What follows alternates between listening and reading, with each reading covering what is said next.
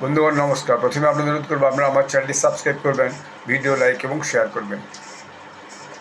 ইরানের সঙ্গে ইসরায়েল এবং আমেরিকার যুদ্ধটা দিনে পড়ল, 9th ডে। এবং আজকে যে খবর, সেই খবরটা খুব ভয়ানক খবর।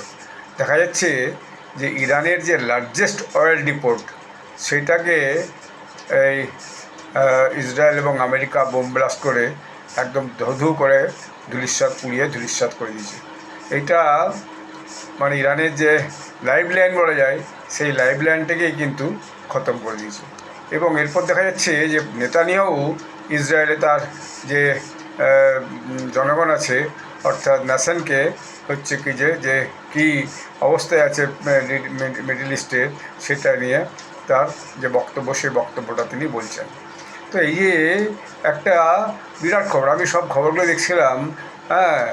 ফক্স নিউজ বলছে যে Israel strike Iran oil facilities as war escalates day 9। এবং দেখুন এমন একটা অবস্থায় পৌঁছেছে যে IDF hunting down launchers 400 strikes across western western and eastern Iranian border. তো এইরকম একটা অবস্থায় দেখা যাচ্ছে যে ইরানের যুদ্ধটা একেবারে একটা অন্তিম পর্যায়ে পৌঁছে গেছে বলা হচ্ছে।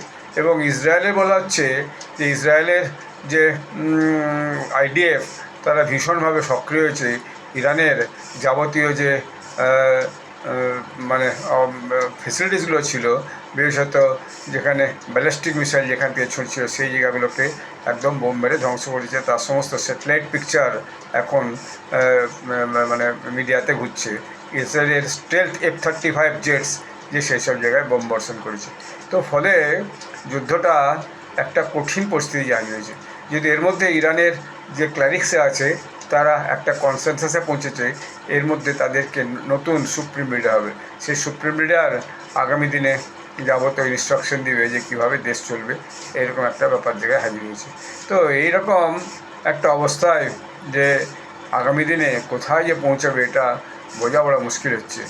যে আমেরিকার প্রেসিডেন্ট ডোনাল্ড ট্রাম্প বলেছেন যে UK তাকে সাহায্য করছে না বা সাহায্য করতে রাজি হচ্ছে না মিডল ইস্ট কনফ্লিক্টে।